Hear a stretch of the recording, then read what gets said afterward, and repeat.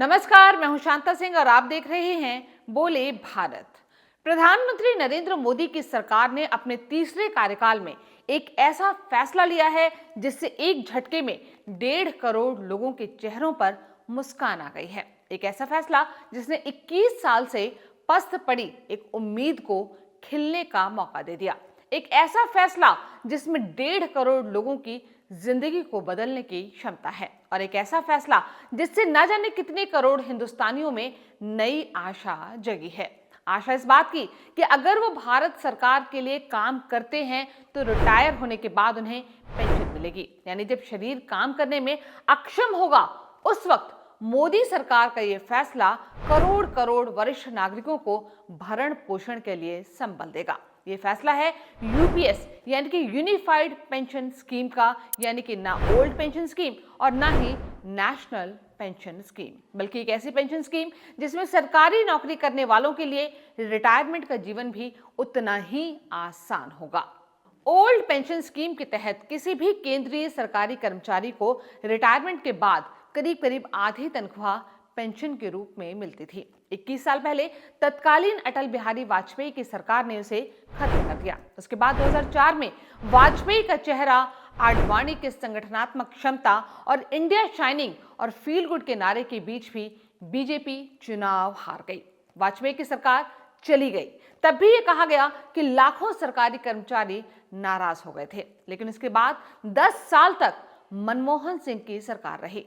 उस सरकार ने भी पेंशन पर कुछ नहीं किया। नेशनल पेंशन स्कीम क्या थी ये हम आपको आगे बताएंगे, लेकिन पहले इसके राजनीतिक फलितार्थों को समझ लेते हैं। जब तक मनमोहन सिंह प्रधानमंत्री थे, सोनिया गांधी यूपीए की चेयरपर्सन थी, राहुल गांधी कांग्रेस के सबसे ताकतवर नेताओं में थे। तब तक किसी ने भी पुरानी पेंशन योजना को लागू करने के बारे में बात नहीं की, लेकिन 2014 में सरकार बदल गई। कांग्रेस बुरी तरह से हार गई, 44 सीटों पर सिमट गई। फिर 2019 में भी कांग्रेस बुरी तरह हारी, 52 सीटों पर ही सिमटी रही।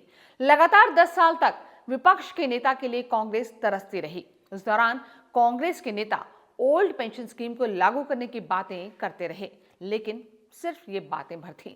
2024 के लोकसभा चुनाव में कांग्रेस के घोषणा पत्र में, जिसे न्याय पत्र का नाम दिया गया था, उसमें पुरानी पेंशन योजना का नामो निशान नहीं था। कांग्रेस की घोषणा पत्र वाली कमेटी के प्रमुख पूर्व वित्त मंत्री पी चिदम्बरम थे। जब चिदम्बरम से पूछा गया कि आपके न्याय पत्र से पुरानी पेंशन योजना गायब क्यों है, तो चिदम्बरम ने जवाब दिया कि ये गायब नहीं है, बल्कि ये हमारे दिमाग में है। जिस चीज को कांग्रेस ने अपने दिमाग में चढ़ा रखा था, उसे इस बार मोदी सरकार ने जमीन पर उतार दिया।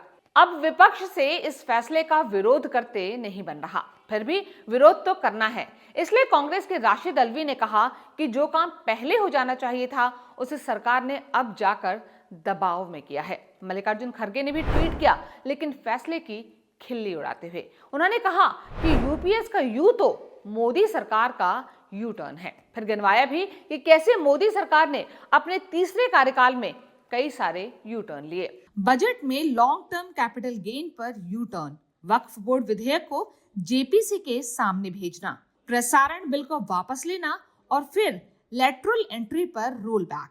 कांग्रेस लंबे समय तक देश पर राज करती रही है, लेकिन उसके अध्यक्ष जी को लगता है कि फैसले से पीछे हटना कमजोरी है, जबकि लोकतंत्र में फैसले बदलना कमजोरी नहीं बल्कि लोकतांत्रिक मूल्यों का सम्मान भी है। मोदी सरकार को जब 303 सीटों के साथ पूर्ण बहुमत हासिल था, तब वो 3 किसान कानून लाए थे, लेकिन किसानों के प्रोटेस्ट के बाद उसे वापस लेना पड़ा। लोकतंत्र ऐसे कई फैसलों के पलटे जाने से मजबूत होता है, लेकिन जो फैसले पलटे गए उस पर मोदी सरकार को समर्थन देने वाले सहयोगी दलों को भी आपत्ति थी और विपक्ष को तो थी ही। लेकिन यूनिफाइड पेंशन स्कीम का सहयोगी दलों ने स्वागत किया और विपक्ष को भी कायदे से सूझ नहीं रहा कि वो इसका विरोध कैसे करे। इसलिए खड़गे जी ने एक हास्यास्पद टर्म यू से यूनिफाइड की जगह यू टर्न बनाया। चलिए, उन्होंने तो विरोध में ही सही अपनी राय तो रखी, लेकिन जिस फैसले से इस देश में करोड़ों लोगों की जिंदगी बदलने वाली है और सकारात्मक रूप से बदलने वाली है, उस पर राहुल गांधी ने कोई बयान नहीं दिया। उद्धव ठाकरे की पार्टी के नेता बोले कि जब 2 राज्यों में चुनाव का ऐलान हो चुका है, तब ये फैसला क्यों लिया गया और आरजेडी की तरफ से कहा गया कि ये सब हमारे दबाव का नतीजा है। कमाल देखिए कि राहुल गांधी की तरह ही ना तो अखिलेश यादव ने इस फैसले को लेकर एक्स पर कुछ लिखा और ना ही तेजस्वी यादव ने। आखिर इस फैसले ने इनके पेट में मरोड़ क्यों पैदा कर दी है, जबकि इन सरकारी नौकरियों में उस पीढ़ी के लोग भी हैं जिसकी दुहाई अखिलेश यादव देते हैं, उस पिछड़े वर्ग के लोग भी हैं जिनके नाम का चुनावी जाप तेजस्वी यादव करते हैं, और वो लोग भी हैं जिनकी जातिगत जनगणना को लेकर राहुल गांधी ने मोर्चाबंदी कर रखी है। राहुल गांधी की चुप्पी उस वक्त है जब पूरे देश में करोड़ों सरकारी कर्मचारियों का पिछले चुनाव में कांग्रेस के प्रति सॉफ्ट कॉर्नर दिखा, क्योंकि पुरानी पेंशन योजना को लेकर राहुल गांधी सकारात्मक बातें करते थे। लेकिन जब करोड़ों कर्मचारियों के भले के लिए यूनिफाइड पेंशन स्कीम की घोषणा सरकार ने कर दी तो कमाल की चुप्पी राहुल गांधी ने साध ली। राजनीतिक पहलू से आगे अब आपके लिए जानना जरूरी है कि ये फैसला क्यों और कैसे लोगों की जिंदगी में सकारात्मक बदलाव लाने वाला है। पहले आप ओपीएस और एनपीएस को समझिए। ओपीएस यानी कि ओल्ड पेंशन स्कीम और एनपीएस यानी कि न्यू पेंशन स्कीम। दिसंबर 2003 तक ओपीएस थी, लेकिन उसके बाद एनपीएस को लागू किया गया। ओपीएस में कर्मचारियों को पेंशन का भुगतान सरकार करती थी। 1 जनवरी 2004 से लागू हुए एनपीएस में कर्मचारी अपना योगदान देता था, जिसमें फायदा और घाटा बाजार के हिसाब से तय होता था। एनपीएस का विरोध करने वाले कर्मचारियों का तर्क था कि एनपीएस के तहत पेंशन शेयर मार्केट पर निर्भर होती है। शेयर मार्केट में पेंशन का एक हिस्सा निवेश करने पर फायदा नहीं हुआ तो पेंशन कम हो जाएगी। साथ ही एनपीएस के तहत कर्मचारियों को सैलरी से पैसा कटवाना पड़ रहा है, जबकि ओपीएस में बिना पैसा कटे एक मुश्त रकम पेंशन में मिल जाती थी। ओपीएस एक तरह से कर्मचारियों के लिए बुढ़ापे की लाठी थी, जिसे वाजपेयी सरकार ने खजाना बचाने के लिए खत्म कर दिया। वाजपेयी सरकार को उसका खामियाजा भुगतना पड़ा, लेकिन कांग्रेस की मनमोहन सरकार ने 10 साल तक एनपीएस को हटाने के लिए कुछ भी नहीं किया। अब मोदी सरकार 10 साल बाद ही जो यूपीएस लेकर आई है, यानी कि यूनिफाइड पेंशन स्कीम, उसकी क्या खासियत सरकार बता रही है, ये भी आप समझ लीजिए। सबसे बड़ी बात यह है कि यूपीएस में कर्मचारियों को अपनी सेवा के आखिरी 1 साल की बेसिक सैलरी के औसत का 50% बतौर पेंशन मिलेगा। फर्ज कीजिए कि किसी कर्मचारी को आखिरी साल के 12 महीने में औसत बेसिक सैलरी 1 लाख रुपए है, तो उसे 50,000 रुपए प्रति माह पेंशन मिलेगी। दूसरी बात यह है कि अगर किसी कर्मचारी की मौत हो जाती है तो उसके परिवार यानी कि पति या पत्नी को उसकी पेंशन का 60% हिस्सा मिलता, यानी कर्मचारी के रिटायर होने के समय जो उसकी पेंशन बनती उसका 60% हिस्सा। जैसे किसी कर्मचारी की पेंशन 50,000 रुपए बनती है तो उसके जीवन साथी को 30,000 रुपए मिलेगा। इसके अलावा डीएनएस अलाउंस यानी कि डीए भी मिलेगा। इस पेंशन के साथ ही सरकारी कर्मचारी को उसकी सैलरी और डीए के पैसे का मोटा मोटी 10% हिस्सा मिलेगा।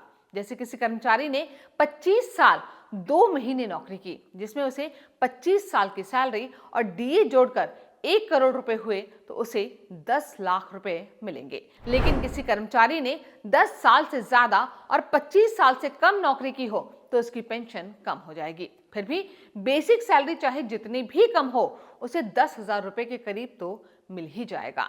अब ये यूनिफाइड पेंशन स्कीम एक तरफ जहां करोड़ों परिवारों को बहुत बड़ा संबल देगी, वहीं लोगों को सरकारी नौकरियों में आने के लिए ज्यादा से ज्यादा प्रेरित भी करेगी। बहुत सारे लोगों का कहना है कि बीजेपी का अपने दम पर बहुमत ना मिलने का ये अंजाम है। अब चाहे वजह जो भी हो, चाहे हल्के में हो गया या धक्के से हो गया, लेकिन मोदी सरकार ने एक बड़ा फैसला कर ही दिया। 10 साल पहले इसी मोदी सरकार ने सेना में 1 रैंक 1 पेंशन स्कीम को लागू करके एक ऐतिहासिक कदम उठाया था। अब केंद्रीय कर्मचारियों के लिए पेंशन का इंतजाम करना सरकार का मास्टर स्ट्रोक है। कहा यह भी जा रहा है, जैसा कि विपक्ष के कुछ नेताओं ने कहा भी, कि ये सब 4 राज्यों में विधानसभा चुनाव के मद्देनजर किया गया है। सरकारों के फैसलों पर चुनाव का काफी प्रभावशाली असर होता है। अगर चुनाव के कारण कोई अच्छा फैसला हो रहा है तो उस फैसले का स्वागत करना चाहिए, क्योंकि लोकतंत्र चुनाव का खाद पानी पाकर ही तो मजबूत होता है। बोले भारत की इस वीडियो में फिलहाल इतना ही। अगर ये वीडियो आपको पसंद आया हो तो इसे लाइक और शेयर करना ना भूलें। हो सके तो हमारे चैनल को सब्सक्राइब भी कर लें, इससे हमें मदद मिलेगी। नमस्कार।